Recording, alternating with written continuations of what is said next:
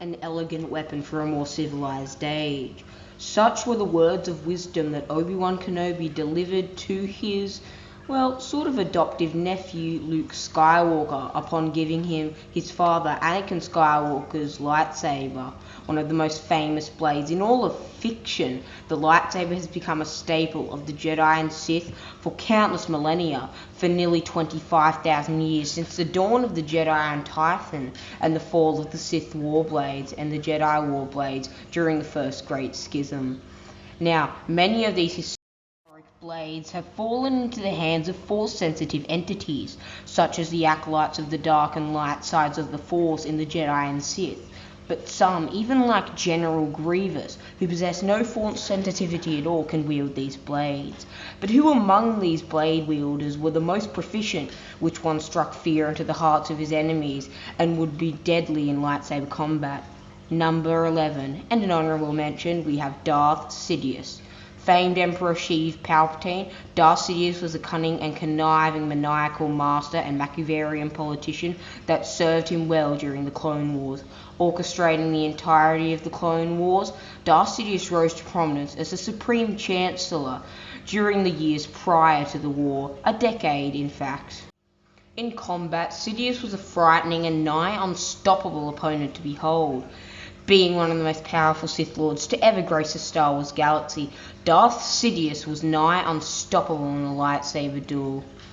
Despite his frail appearance, Sidious had mastered all the lightsaber styles, having mastered every conceivable form by the time of the Clone Wars. He was even able to defeat Grandmaster Luke Skywalker in a lightsaber duel once, although he was bested by the Grandmaster again in their later confrontations. As a result of his tremendous skill, he effortlessly killed Agen Kolar and Saesee Tiin, who were considered to be two of the finest and most intricate lightsaber duelists of their time, each with a single blow, and while he also engaged with Kit Fisto and Mace Windu. Sidious was also able to duel the Grandmaster in Yoda on equal footing, and it made him run away, although we should note that Sidious had to fall back on his Force abilities in order to defeat the Grandmaster, and it is pointed out in the Revenge of the Sith novelization that Yoda did actually best Sidious in the duel, forcing Sidious to fall back on his tremendous Force skills. Sidious had a Force ability that eclipsed nearly all before him, having around 20 to 21,000 midichlorians per cell. Sidious was able to duel with Mace Windu, and he might have even won had Mace Windu not been bolstered by Vader through Anakin Skywalker's fear for the Chancellor's life. It should be noted that Sidious was considered to be the greatest duelist of his time. However, there were many duelists he was still scared of, one being Grandmaster Yoda, who he considered to be superior in the art of blade work. While Sidious preferred to fall back on his Force abilities, he noted that when he got it good, no few could withstand the fury of his blades. He was a tyrannical opponent on the battlefield and a nigh unstoppable force to come up with in battle. You would never want to face Emperor Sheev Palpatine in a lightsaber duel. We can see on screen that Darth Sidious is dueling Grandmaster Yoda in the set at Praxium.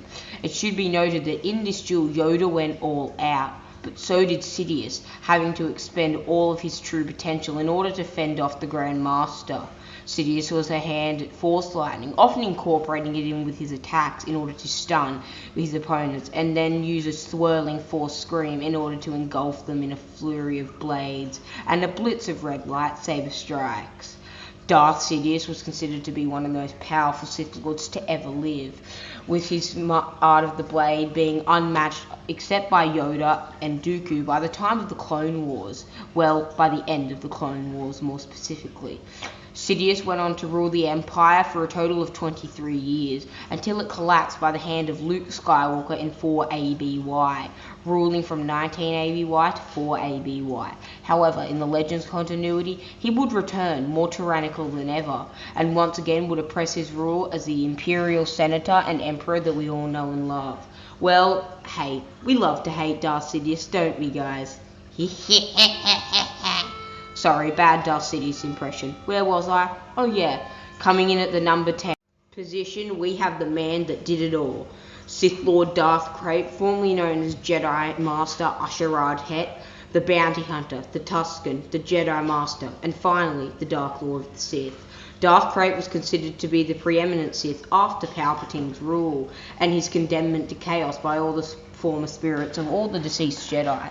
Darth Krayt rose from the ashes, provoking Darth Caedus, another Sith Lord who was tremendously skilled in the ways of the dark side, into action, rebelling from his uncle Luke's Jedi Order out of fear of this Dark Lord.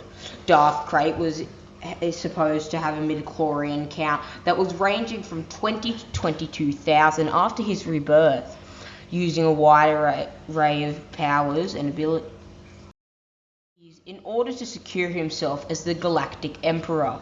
He ruled with an iron fist for 7 years until he was finally killed in 148 ABY by Cade Skywalker, dying the year before at the hand of Darth Warlock, his second in command, who he later came back and slayed after using Dark Transfer, a horrifying dark technique which he perfected and invented. Darth Krayt praised himself, saying he completed his training as both a Jedi and Sith. He honed his skills during the Clone Wars and has killed thousands of opponents since the war. He said this to Cade Skywalker during their first confrontation. Osherad was exceptionally skilled in the Jar-Kar style of fighting, with Jar-Kai being the talent of wielding dual lightsabers, using two sabers in order to overwhelm his opponent in a flurry of strikes. This talent was evident throughout the Clone Wars, in which Osherad, or Krayt, served as a general, often leading his soldiers from the front through the thickest and deepest of fighting.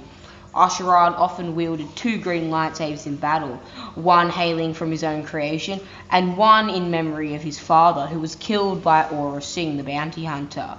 And he was able to defeat this bounty hunter later while he was still a Padawan, an impressive feat considering his own father, a fully trained Jedi Knight, had been unable to defeat Sing prior, proving his latent Force potential and raw potential in the Force, and skill with the blade.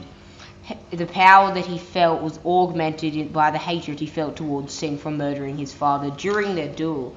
This indicates that he early on had discovered a basic understanding of Force Rage, a dark side Force ability that allowed you to augment your speed and strength during a lightsaber duel. It was Darth Krayt's mastery of Jar-Kai that saved him from being killed during the events of Order 66 and the First Great Jedi Purge, allowing him to kill the clone troopers who were sent to execute him, besides one who he commanded to know what had happened and why so many Jedi had sent a ripple through the Force.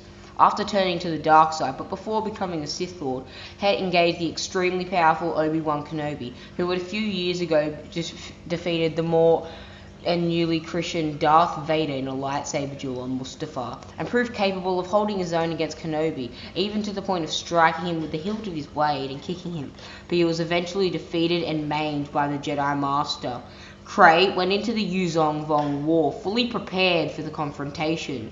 He engaged Darth Rylock and became one of the most ferocious duelists to ever live. During the Yuzong Vong War, his tolerance to pain grew and grew until he could feel nothing but subtle emotion. Krayt was a duelist unlike any other, but he could not match up to the number 9. My favourite character in all of fiction, we have Darth Malgus, a tyrannical Sith warrior and general who hailed from the era of the Old Republic. Malgus was a force to be reckoned with on the battlefield, participating in skirmishes such as the retaking of Coruscant, in which he murdered his own Sith Master Vindican in disgust that he was defeated and incapacitated by Jedi Battlemaster Cal Kendarach during the events of the retaking of the ancient Sith Holy World. Later, he would participate in the Battle of Alderaan, where he would face off against an opponent such as Jace Malcolm and his arch-rival Satele Shan. Malgus during these battles proved his loyalty to the Empire and brute force in a lightsaber duel. Malgus was able to withstand his pain, feeling none of it through numbing it with the Force and his pure rage of the dark side, with a midichlorian count ranging from 16 to 15,000 midichlorians per cell, unusually high considered he was chosen to be a Sith warrior. Darth Malgus met and fell in love with the slave girl named Alina Daru, who he would later go on to kill after realizing she was his only weakness. In death, she gave Malgus an endless supply of rage and guilt, as he would always feel sad over her loss, fueling and stoking the flames of the dark side within the Sith warrior. Eventually, Malgus was chosen, along with Sith Lord Adras and Dark Lord Angral, to participate in the sacking of Coruscant, in which, while a peace treaty was being negotiated by Jedi and Sith consulars on the planet of Alderaan, Darth Malgus would lead a forward frontal assault on the Jedi Temple. During this assault, he was noted to have killed at least 6 Jedi by his own hand, one being the legendary Jedi Master Ven Zallo, who was considered by many to be Malgus' undoubtedly most famous kill. Malgus was able to withstand a stun grenade and a bunch of rocket launcher blasts, but 2 of which, I should note, he directed with the Force, and he was able to be launched through a mountain which crumpled down after him by Satele Shan. Afterwards, he refused to get medical treatment, but ultimately needed a respirator after 2 buildings fell on top of him, with his lungs being severely damaged in the process. Malgus made his debut a bit over a decade ago in the Old Republic game launch, in where he was seen with his master Vindicant in the retaking of Korriban. Malgus was a Sith warrior at heart and undoubtedly one of the greatest lightsaber duelists of his time, possibly even the greatest lightsaber duelist, being a handy hand in the Force as well, using many dark side abilities and pioneering new ones such as Force Maelstrom, a combination of telekinesis, a shield bubble and Force lightning that would allow Malgus to effortlessly dominate Padawans, Knights and Masters all at once. Malgus' lightsaber style was praised by the hero of Tython to be without flaws. So he said that in his duel, Malgus' lightsaber form was flawless, but in the end, he followed through due to his level-headedness and rage during the duel. Now, the hero of Tython was said to be Vitiate's greatest opponent, and Vitiate was one of the most powerful Sith Lords of all time, in my opinion being second only to Lord Nihilus. Malgus used brute strength and rage to defeat his opponents and utterly cripple them. Aside from his overwhelming stature, he cannot match up to our next combatant. Coming in at the number 8 position, we have Legends continuity General Grievous, the cyborg general, formerly the Kaleesh warrior, battling the Huck. General Grievous was praised by Jedi Masters to be unstoppable. Trained by the former Jedi Master, newly christened Sith Lord Count Dooku, aka Darth Tyrannus, in the ways of the lightsaber, Grievous was able to use his ambidextrous mechanical limbs in order to wield 4 lightsabers, even up to 6 lightsabers all at one time. He demonstrated his proficiency with the blade during his duel with Obi-Wan Kenobi on the planet of Utapau during the events of Revenge of the Sith. Grievous was a monster on the battlefield, easily and effortlessly beating down dozens of Jedi Masters and Padawans. By the end of the Clone Wars, it was estimated Grievous had killed dozens of Jedi Masters and Padawans during his ruthless crusade across the galaxy.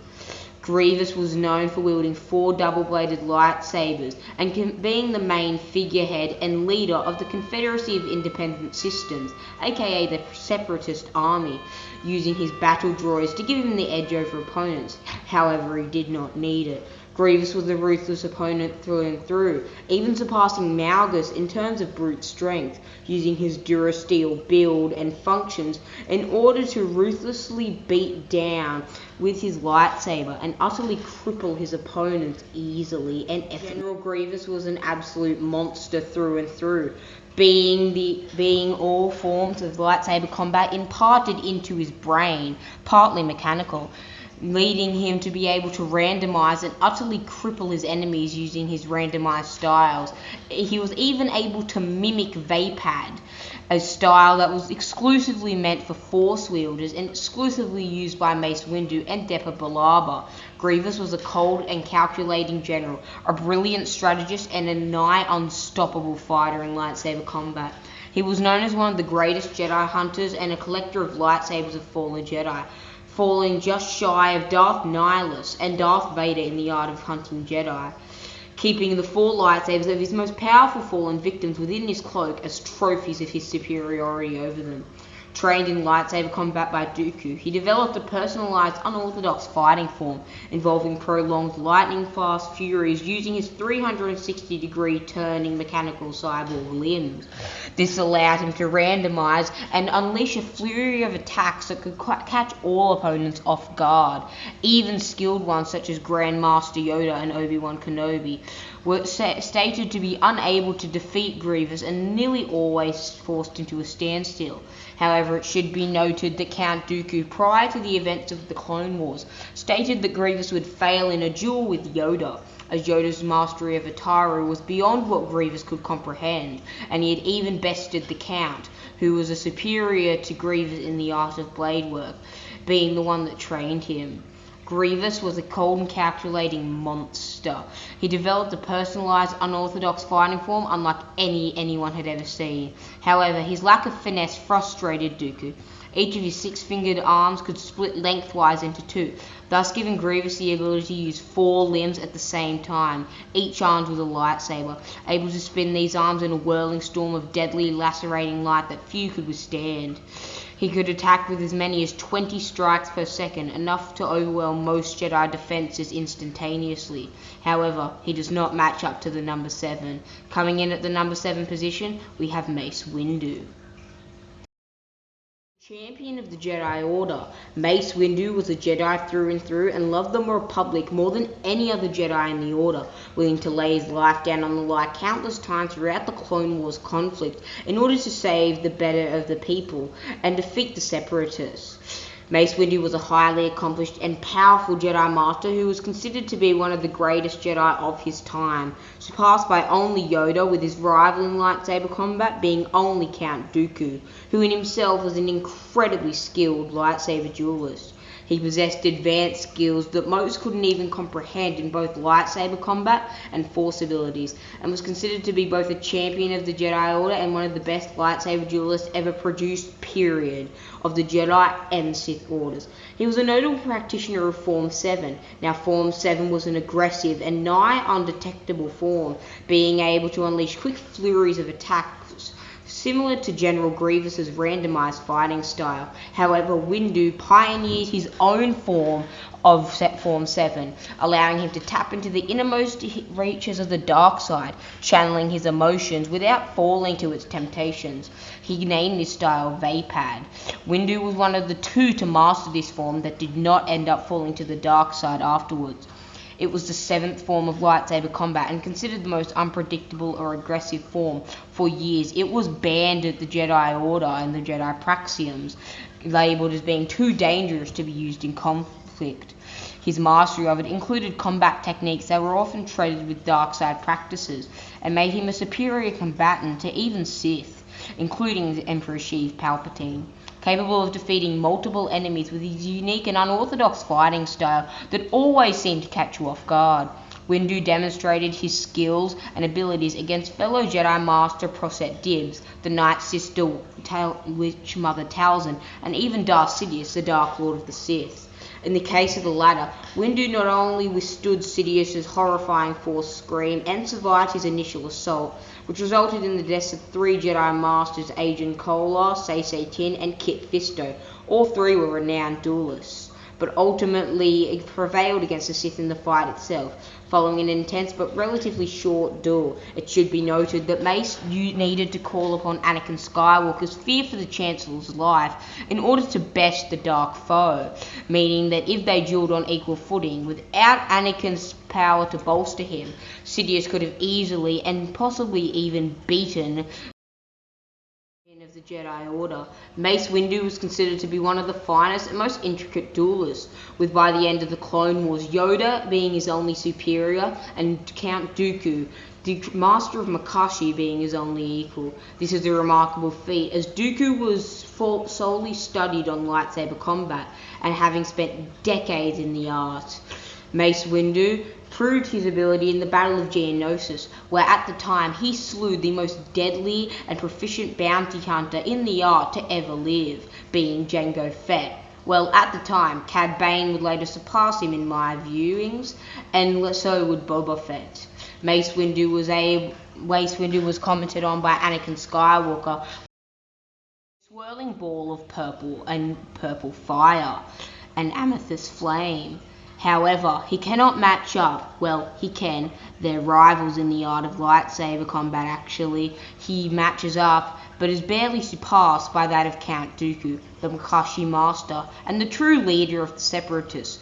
Dooku was praised by Sidious as perhaps being the only individual in the galaxy that could beat Anakin Skywalker, Obi-Wan Kenobi, Yoda, and Darth Sidious in a lightsaber duel. However, he did fail against Yoda, but Plagueis, the master of Palpatine, and the one that educated him in all 7 forms of lightsaber combat, commented that he did not think that Yoda or Mace Windu would be able to defeat Count the Lord of the Sith in a lightsaber duel, but he believed that Count Dooku could. This is a historic statement, as Plagueis was one of the most powerful beings to ever exist in the Star Wars galaxy, Sith and Jedi included, and him praising Dooku in this way, even forming a friendship with him prior to his fall to the dark side, is a tremendous impact on Star Wars lore. Dooku was exceptionally skilled and vastly experienced in lightsaber combat. Before his resignation from the Jedi, Dooku was known as one of the most skilled duelists of all time and lightsaber instructors in the Jedi Order.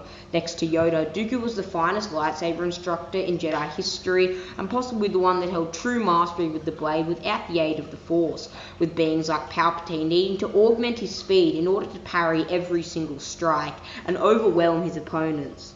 Competing in the title of best lightsaber duelist not only of his time, but the greatest period. He was the Jedi Temple's most agile swordmaster and instructor, from the Atari Master Yoda himself.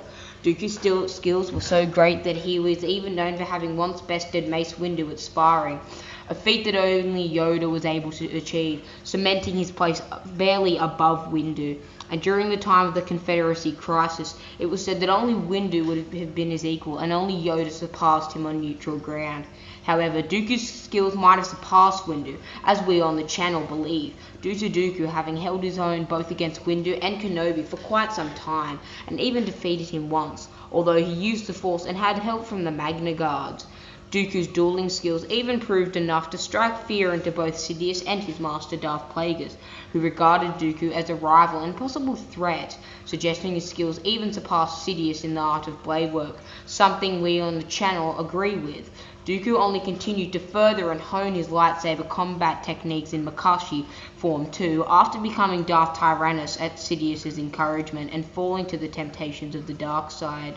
Dooku was able to duel with Grandmaster Yoda, seen as one of the most powerful Jedi to ever live up to that point. Before the Clone Wars, Tyrannus made short work of Obi-Wan and Anakin and stood up against Yoda, who praised Tyrannus for fighting as well as a Jedi Master. Tyrannus killed many Jedi during his reign, even highly skilled ones, even when outnumbered, and in most of his altercations with the likes of Obi-Wan Kenobi and Anakin Skywalker, despite their own improvements, Dooku proved to be able to toy and play with them like toys with a child. Dooku was even able to best Darth Maul, a ruthless and cunning combatant in the art of lightsaber combat. Dooku was a monster and a cunning tactician that allowed him to best and openly slay nearly any single opponent he came up against. Even at times he gained the upper hand, although sometimes he did lose against Anakin and Obi-Wan. Lost in Revenge of the Sith due to the reason Anakin decided to beat up the elderly. But his superior, and actually his master, takes the next spot. Barely shimmering above him, we have at the number 5 position, Grandmaster, the most tyrannical and maniacal foe that the darkness had ever faced, the most indomitable beacon of the light that the darkness had ever faced before, being able to duel Darth Sidious, the Dark Lord of the Sith, on equal ground, even besting him in the Senate chambers during their duel on Coruscant. But Yoda, despite besting the Dark Lord in combat and forcing him to fall back on his superior Force attunement, Yoda considered himself to fail. This allowed his lightsaber skills to deplete in his later life, which should be expected due to the fact that at this time, Yoda was 860 somewhat years old, perhaps even higher, and by the time of his death, he was 900 years old exactly, making Yoda possibly the oldest Jedi in canonical theory. Yoda specialized in the lightsaber combat form of Form 4, being named Ataru, focusing mainly on acrobatic stances and immeasurable skill, taking the basic forms of Ataru to the highest degree, perfecting them and taking them to immense length. Considered by many to be the greatest Jedi Master of the era, Yoda was one of the most highly skilled duelists and users of the Force in the history of the galaxy, with a midichlorian count copying up at around 18,900 midichlorians per cell. Yoda's powers were awestruck, even by the Dark Jedi Beldorion, who grouped him among 3 elite Jedi Masters, along with Thrawn and Nomi Sunrider, who had lived several millennia earlier than him. Beldorion considered the trio to be truly great, as they were prodigiously talented in the Force, specifically in the directing of pure light side energies. Of all Force users in the galaxy, at the time of the Clone Wars, only Darth Sidious, perhaps the most powerful Sith Lord of all time, rivaled Yoda's mastery of the Force and strength in the lightsaber combat. Yoda was amazingly skilled in lightsaber combat, one of the greatest duelists in the galactic history, and was widely acknowledged as perhaps being the greatest Jedi duelists and sword masters of his time. Despite being trained as a Jedi consular, Yoda was able to duel on equal footing with Darth Sidious in the Senate chambers, and even duel with the legendary sword master Count Dooku, who specialized in art of Makashi, who we talked about earlier on this list, and come out on top, forcing Dooku to flee their engagement after realizing his skills, despite with augmentation from the dark side, were not up to the Grand Masters just yet.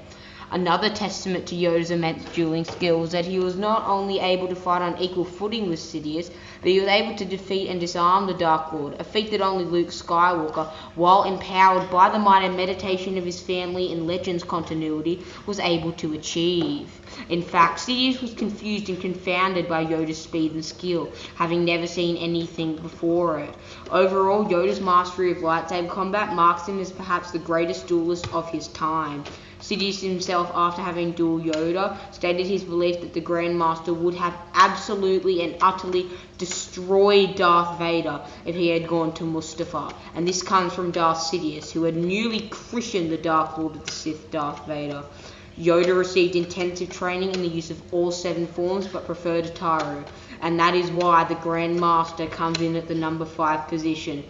The Grand Master and wisest master to ever live. But coming up next, we have the Legends continuity pupil of Yoda, Grand Master Luke Skywalker, the most powerful Jedi to ever live. Grand Master Luke Skywalker was nothing short of a god among men, with his lightsaber skills being so impressive. It was stated that at one time and during his peak, he was using 1,000 to 30 lightsabers at the same time.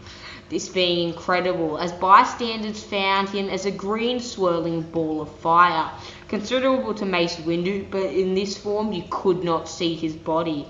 You could just see his lightsaber and green or blue mittens that he protruded as he spread wide arcs of emerald through the air. Grandmaster Luke Skywalker was able to effortlessly tear through the armies of the Yuzong Vong, amphibious species not native to the Star Wars galaxy. Like they were butter, the Yuzong Vong were noted for their immunity to the Force, being able to withstand lightsaber strikes and bioorganic armor that could repel the blades, and Luke Skywalker tore through them like butter. This should be noted, this was at Luke's pretty much peak, and has his strongest point before his death.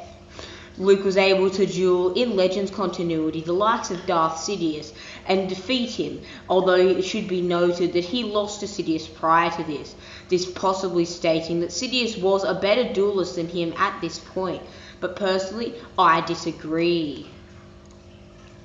In my opinion, Luke Skywalker was an immensely accomplished duelist, being able to duel his father, Darth Vader, aboard the Death Star, after only receiving minimal training in the art of blade work, receiving minimal training from Obi-Wan Kenobi, and possibly Yoda on Dagobah. However, it is unlikely due to the fact that Yoda was so old, and approaching 900 years old at the time. Though he received little training, he became an exceptionally skilled Jedi and unrivaled in the art of the Force. By the time he boarded the second Death Star, Luke had disproved his ability to stand on equal footing with Vader despite not fighting to kill. Luke applied the very opposite of Dun Mok on board the second Death Star by infusing and embedding love into his strikes into Darth Vader's heart.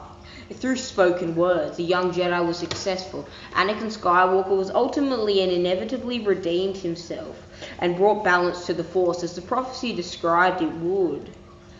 Luke, as Grand Master, Luke took the time to write in margins, noting how compassion was a key element to mastering Form 5, the Gem So, the same style that he and his father used, indicating he had some degree of knowledge of the finer points of the form, or at least to the points.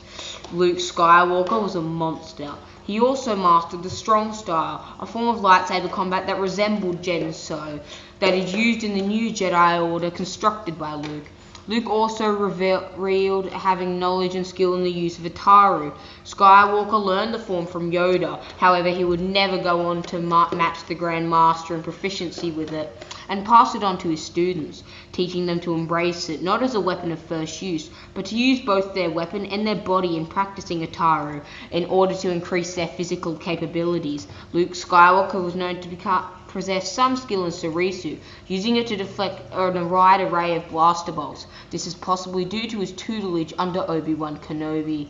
Now, number 3. Kicking off the number 3 position, we have Legends continuity, Darth Vader. Now, Darth Vader was a monster. There are 2 ways you can look at Darth Vader.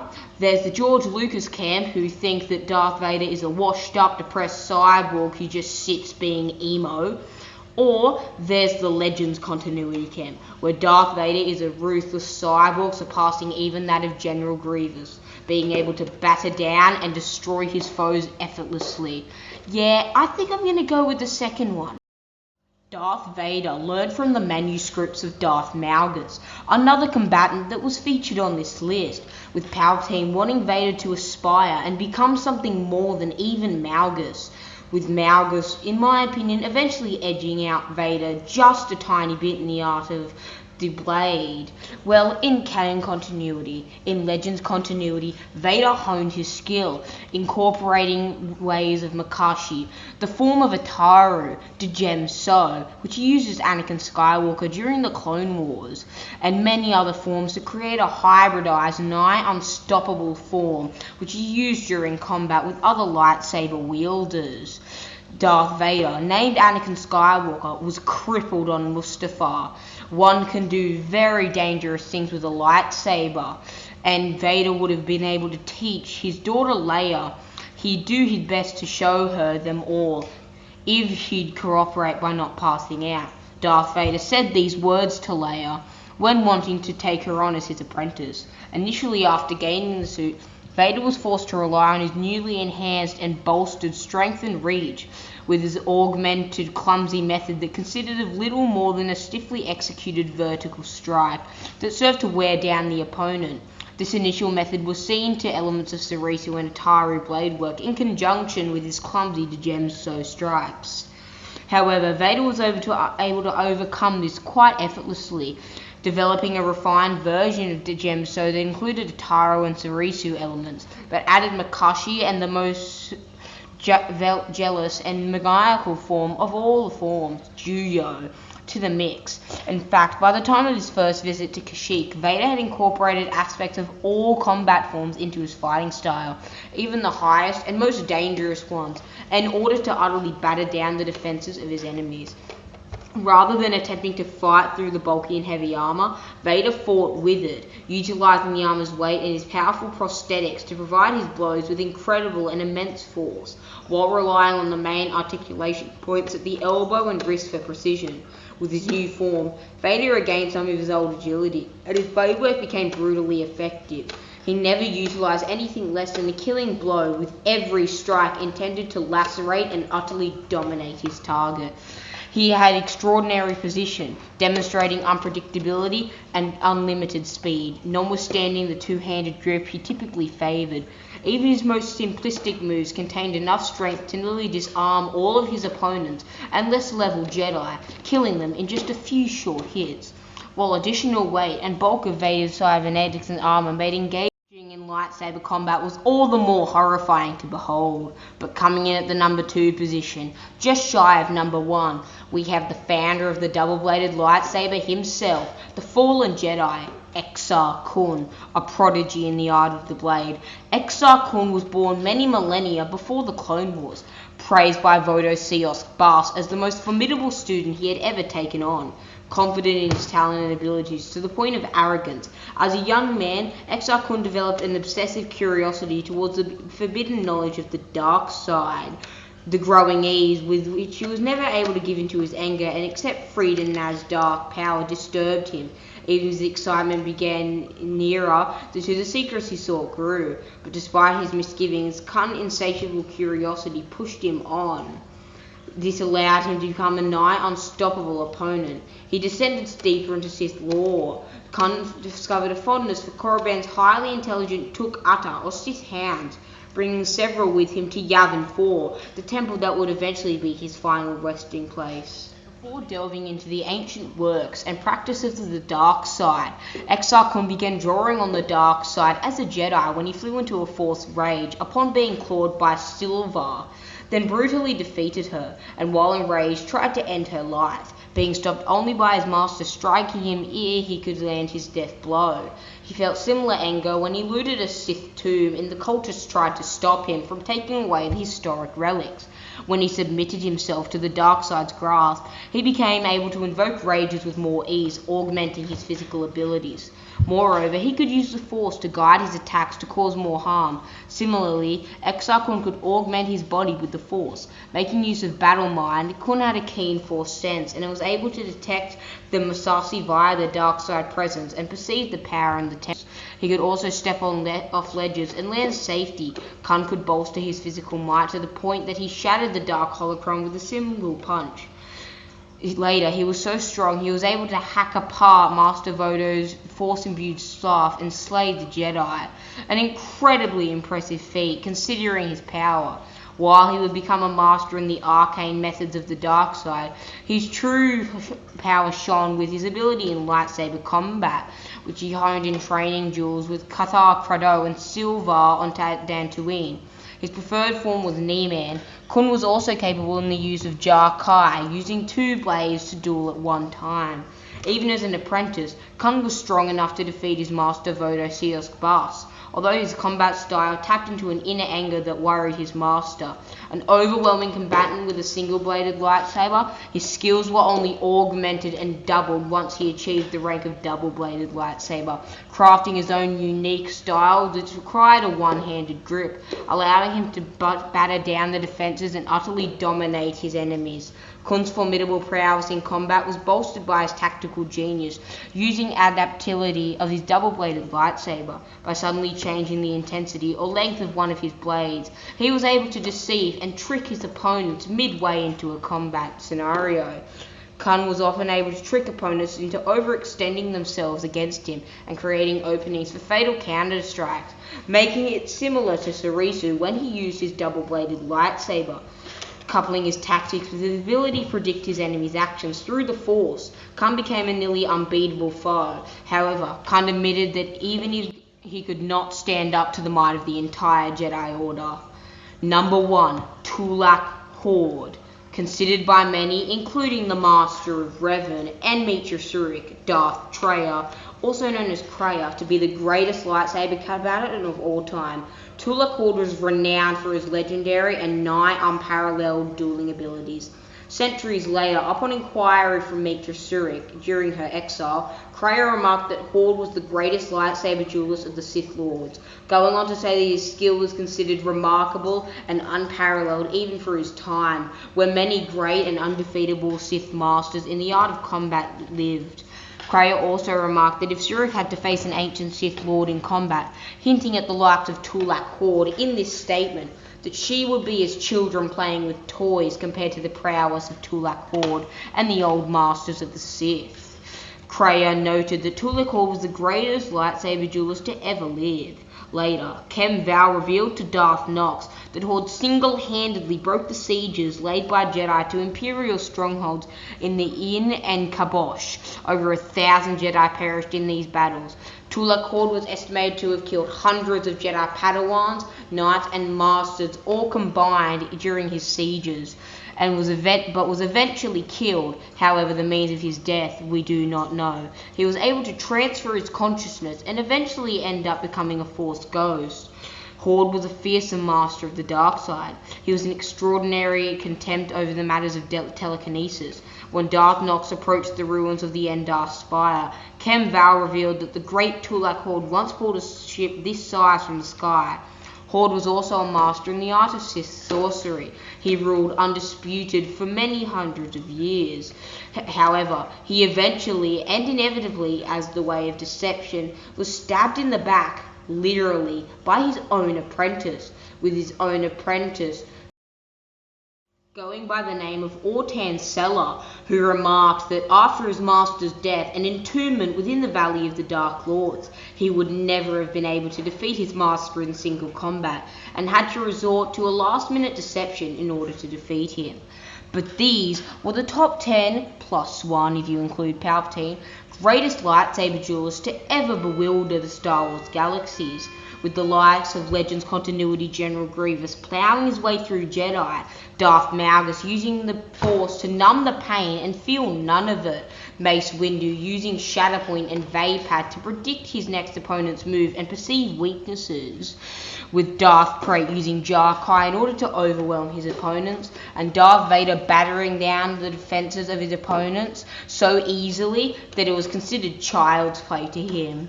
This was a time where most true lightsaber wielders truly lived, and I hope that you will continue as we study the art of lightsabers in future videos to come, and the various duelists that encompass everything that it means to be a lightsaber duelist.